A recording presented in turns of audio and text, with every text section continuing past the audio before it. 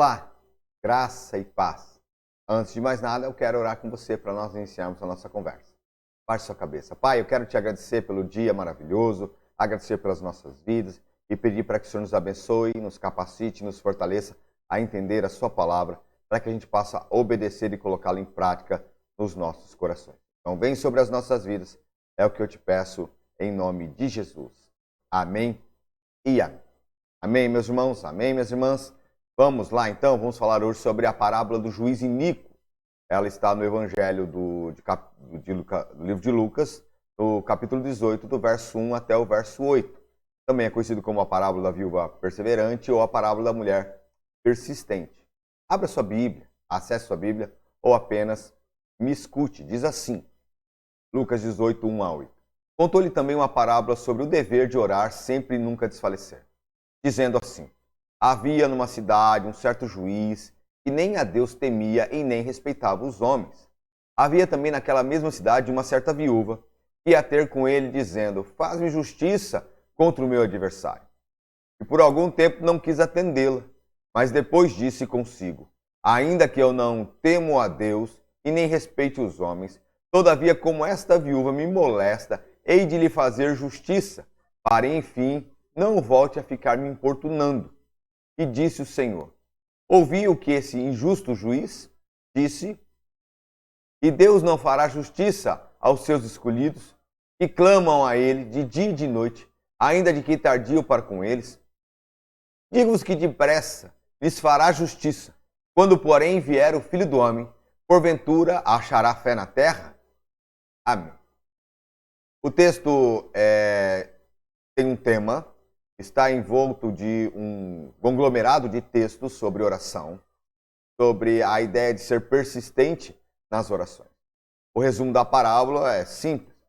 Existe um juiz que não tem temor a Deus, que não tem respeito às necessidades das pessoas, que não respeita ninguém, e ele é contraponto a uma mulher, uma viúva, que sempre vai interrogar a ele sobre o pedido de uma causa, sobre fazer justiça contra um adversário. O juiz vai se negar por um bom tempo, até que ele vai refletir sobre a situação, não daquela mulher, mas a situação do seu próprio interesse. Então vai considerar atendê-la. Ele admite então que não tem consideração pelas pessoas, admite que não tem temor a Deus, e o único motivo dele atender aquela viúva é muito mais por uma preocupação pessoal, para que os seus negócios passem a não ser atrapalhados, do que realmente julgar uma causa de alguém. Tá? Jesus vai concluir a parábola assim: olha, vocês estão vendo o que esse juiz disse, a declaração dele? Então atentem para essa resposta, é isso que Jesus diz. E aí ele fala: então, porventura Deus não fará justiça aos seus escolhidos, a que clamam a ele de dia e de noite, ainda que lhes pareça de forma demorada em atendê-los? Eu vos asseguro que ele fará justiça de uma forma rápida. No entanto, quando o Filho do Homem vier, encontrará fé em alguma parte da terra? O contexto da parábola tem a ver muito com o capítulo 17. O capítulo 17 em si está falando sobre as grandes adversidades que os filhos, os eleitos do Senhor, os seus discípulos terão na terra. O capítulo 18, ele já entra com a ideia de ser perseverante em oração, porque isso será necessário. Necessário para que a vida lhe corra tudo bem, até o retorno glorioso de Jesus. Jesus vai alertar que o período vai ser longo, que vai ter sofrimento, o sofrimento será progressivo, até o dia que ele volte. Então, sobre essa realidade, o capítulo 18 entra como uma exortação aos seguidores de Jesus em perseverar sempre em oração, na certeza que todas as suas súplicas serão atendidas. A explicação da parábola do juiz e da viúva é simples. Claro, tem um paralelo muito grande com aquela parábola do amigo importuno, tá? Contando lá em Lucas capítulo 11. As duas parábolas vão enfatizar a importância da perseverança, a importância de se buscar ao Senhor. Na parábola que estamos comentando hoje, do juiz iníquo, são mencionadas três personagens: o juiz, a viúva e o adversário.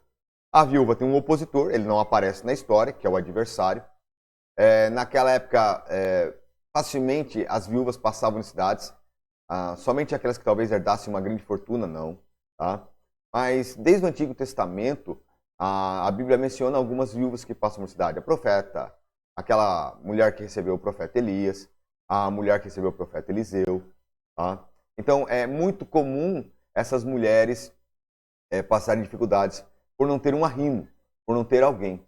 O juiz, por sua vez, é uma autoridade em um lugar. Ele vive naquele lugar e Jesus descreve como alguém contrário ao próprio Deus e alguém que não tem respeito pelas pessoas. A descrição enfatiza alguém que é egoísta, arrogante, talvez desprezível. Quando Jesus disse que aquele juiz não tinha qualquer reverência com Deus, isso significa que o juiz não se preocupava em fazer aquilo que tem moral ou que moralmente pudesse estar certo. Ele não tem respeito por ninguém. Talvez por ser uma autoridade, ele acha que ele possa estar acima de qualquer coisa, então ele não liga para uma opinião pública. Tá? O tribunal, onde ela procura diretamente o juiz para a sua causa fosse resolvida, passava a ocupar um lugar complexo. Os casos assim, a viúva passa a ocupar esse caso complexo que ela toma toda a responsabilidade civil do marido.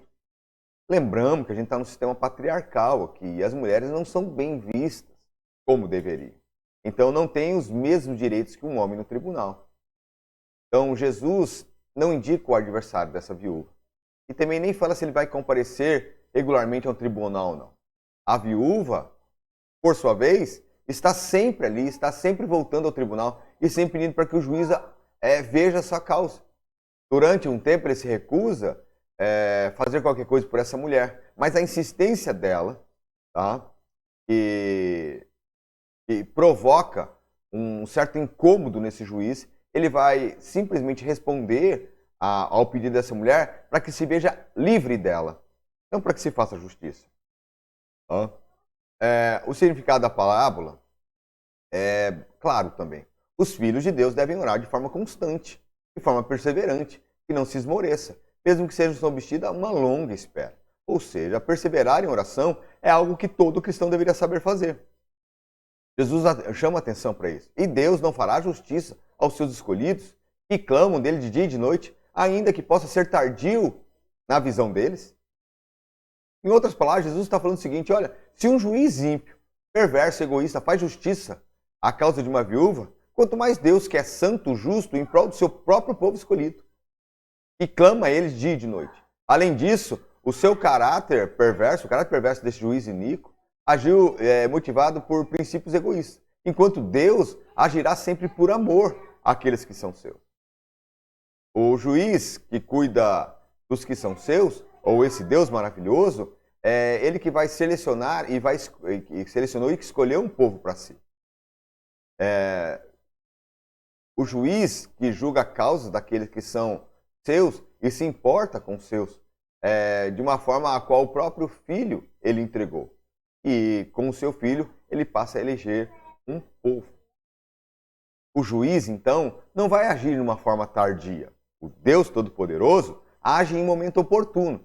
O juiz iníquo, não. O juiz iníquo mostra exatamente que ele vai fazer as coisas ao seu próprio interesse. Mas o Deus Todo-Poderoso faz as coisas em forma oportuna, em forma no momento útil.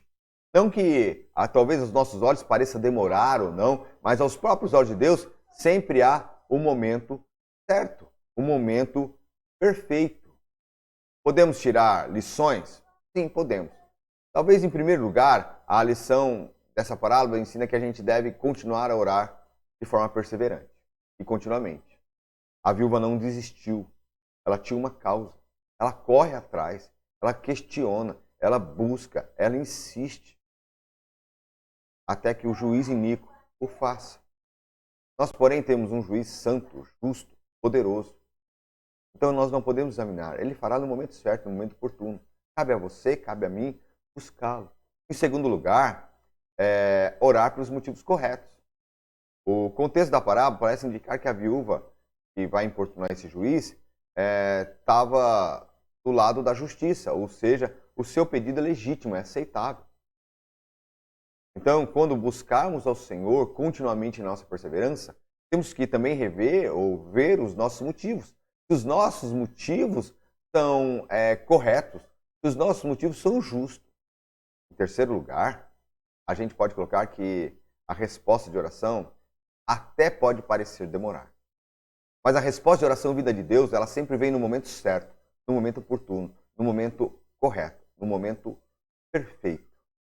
É porque eu e você, como homens e mulheres que somos, nós temos uma visão extremamente limitada. Nós olhamos e achamos que Deus está tardando naquilo, ou Deus não sabe aquilo exatamente que eu preciso.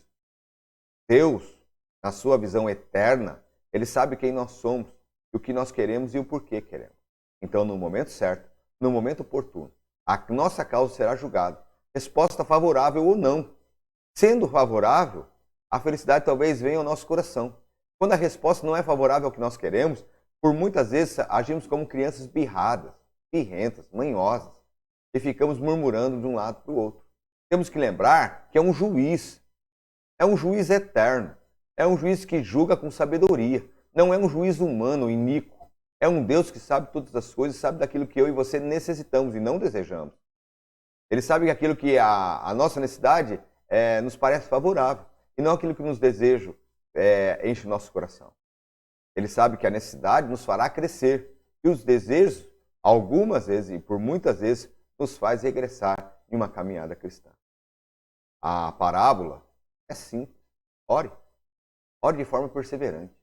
Ore continuamente. Coloque suas causas diante do Deus Todo-Poderoso, do Juiz Eterno, e deixe Ele julgar sobre suas causas. Mesmo que possa parecer tardio a resposta, possa sempre virar no momento oportuno, no momento que Deus decidir. Que você possa buscar o Senhor, que você possa vigiar, que você possa engrandecer ao Senhor e levar todas as suas causas ao altar desse Juiz Eterno e Poderoso. Que Deus te abençoe. Em nome de Jesus.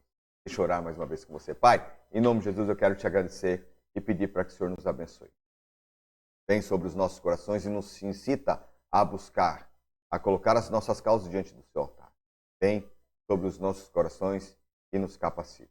É o que eu te peço em nome de Jesus. Amém e amém. Amém, meu irmão? Amém, minha irmã? Que Deus te abençoe, que Deus te fortaleça, que Deus te capacite. Até mais. Fique com Deus.